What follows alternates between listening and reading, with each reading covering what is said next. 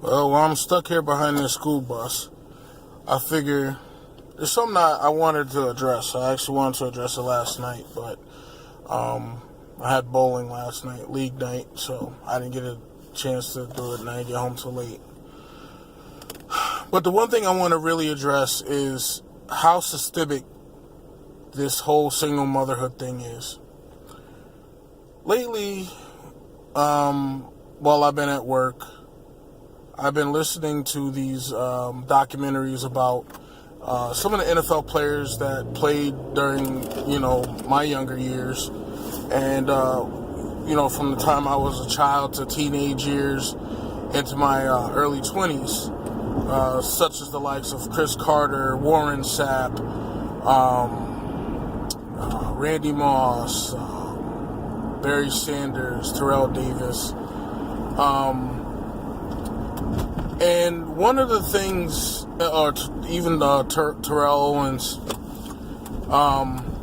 and one of the things that I find highly disturbing is how intricate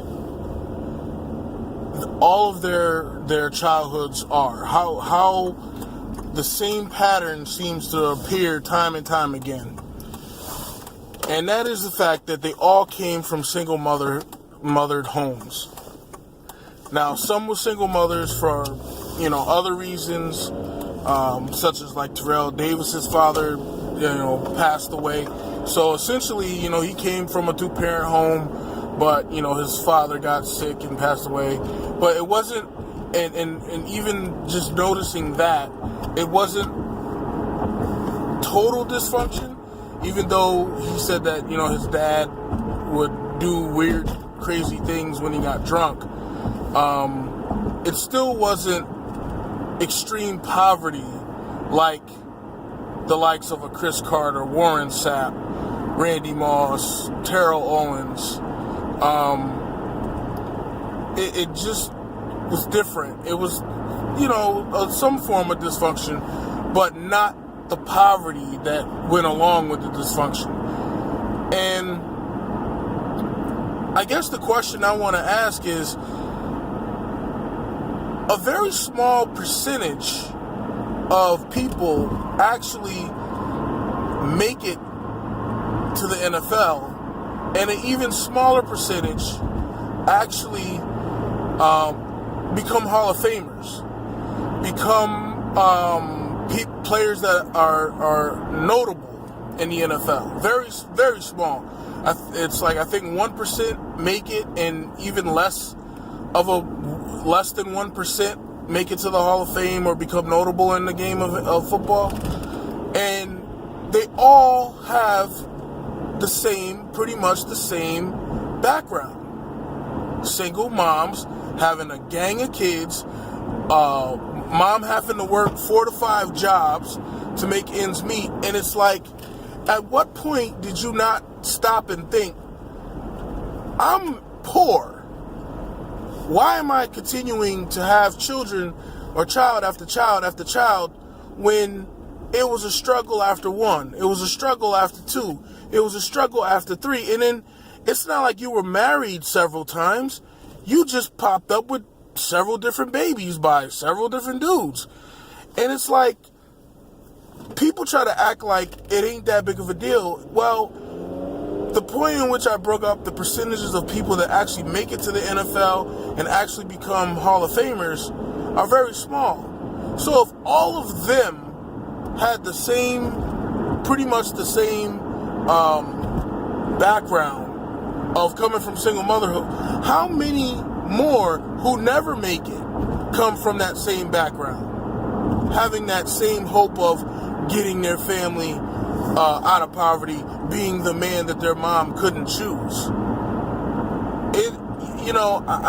I stop and I think, and I have to ask myself, if we don't see that that's the biggest problem in our community, not white supremacy, but women having babies indiscriminately just because some dude said that he loved you, or whatever the case may be. Here's the thing that I like to equate it to. If you are the owner of a team and you consistently hire bad coaches, you consistently have bad coaches that draft and sign bad players, costing you money. Because at the end of the day, when you decide, if you're a woman and you give your body to a dude that ain't shit, and he leaves you with a baby, whatever crumbs you can get out of the government for having that baby, that man cost you a lot more money than if you would have been able to fulfill living your life, establishing some form of income, and then having a child. You'd never have that opportunity to do that. So if you're a GM, or you're an owner, and you hire a bad GM that hires a bad coach that continuously signs and drafts bad players, what type of owner does that make you? So the fact that you can sit up here and get away, you could be an owner and you can sit up there and blame the GM all the time when you hired the GM. No one else hired the GM but you. You said, this is the man that I'm going to hire to lead my franchise to the promised land. This is what you did. This is what you said. And that GM failed miserably. Time after time after time. You fired that one. The next GM failed miserably. Time after time after time. Like at some point, when does it become the owner's fault and not the GM's fault? Because here's the thing. A bad GM was a bad GM before you hired him. So at the end of the day, you only have yourself to blame. You hired a bad GM. You didn't scout the GM as well as you should have scouted them. Because if you would have scouted the GM, you would have seen red flags that would have made you be like, I don't think I really want this guy to run my franchise. I don't think he's a franchise-changing GM. I mean, common sense would tell you that. Common sense would really tell you that.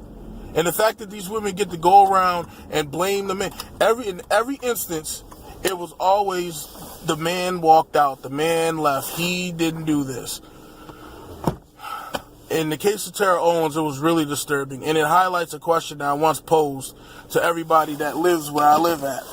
Because from the city that I'm from, I have a shitload of cousins. A shitload. Some through marriage, some a lot by blood. But I have a shitload of cousins. And in the Terrell, I don't know how to use Terrell or Terrell, I don't know. But in T.O.'s story, he started crushing on a girl that come to find out was his half-sister. Because his mama slept with a married man who already had a family. Now again, let me ask you this question. If you're a security guard and your whole job is to protect, let's say, in this case, your body, you let the robber in. Is it the robber's fault or is it your fault? I don't care if the dude seemed cool, he seemed respectable, he seemed like you could trust him. If your job is to protect your body, when you let someone enter your temple, the checklist of that person being able to enter your temple, that list should be long as fuck. If you truly care and love yourself. And it's the man's fault to a degree because he is the dog that he is. But I always say, if I go around trying to pet stray dogs and one stray dog bite me, whose fault is that? I shouldn't be going around trying to pet stray dogs. That's logic and common sense 101. Why the hell would I go around petting stray animals? I don't know that animal like that. And even if I get to know that animal like that, it's still a damn stray dog. I don't know what the hell it can do.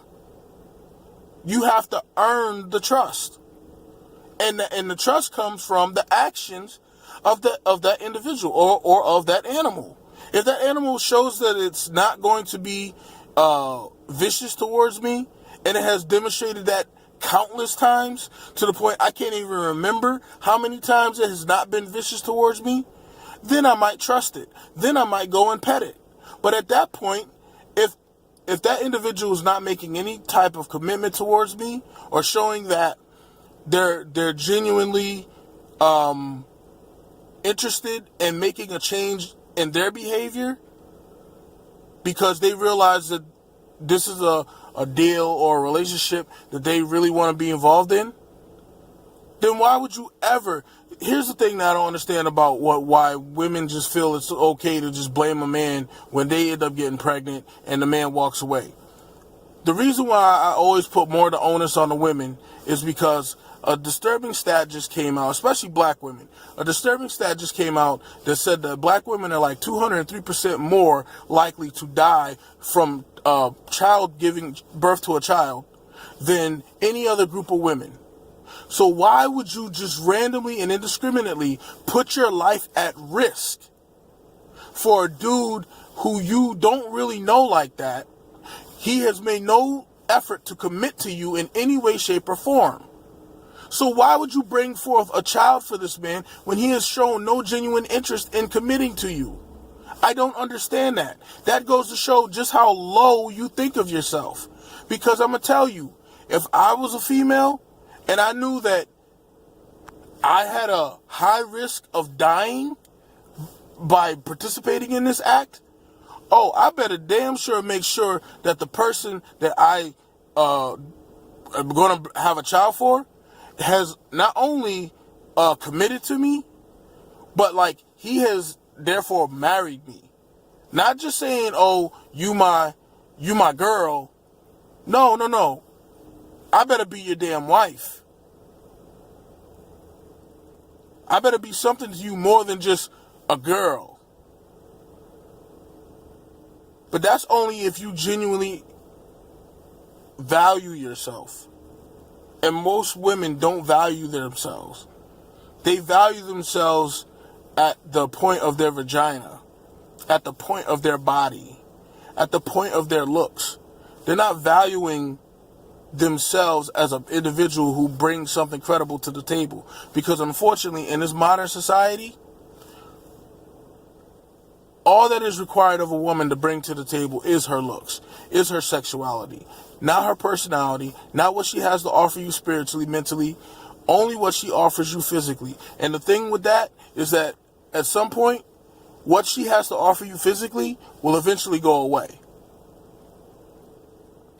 So once she loses her shape, once she loses her beauty, because we all get, as we get older, that handsomeness, that beautifulness, all that shit goes away. And all that's left with is her nasty, funky attitude. Now you stuck with an ugly, nasty attitude female. If you're a male. Hell, if you're a lesbian, I guess too, I don't know. But the point of the matter is, it's scary how all these people, like, it just goes, this is why I try to really stand up for brothers, because we go through fucking hell. And that's not a figment of speech. We literally go through hell. And we still rise. And that's why a lot of black women hate us. That's why when we won't put up with their shit, they talk about go get you a white girl. Because they don't see themselves being worthy of you anyways. That's why a lot of them have attitudes towards you. Especially if you won't deal with their shit. Because they know that you came from that. And that's the scary part. They know, most black females who ain't worth shit, know that you came from an ain't shit mama. Because typically, you have 3 or 4 other siblings that don't have the same last name as you. That is disgusting.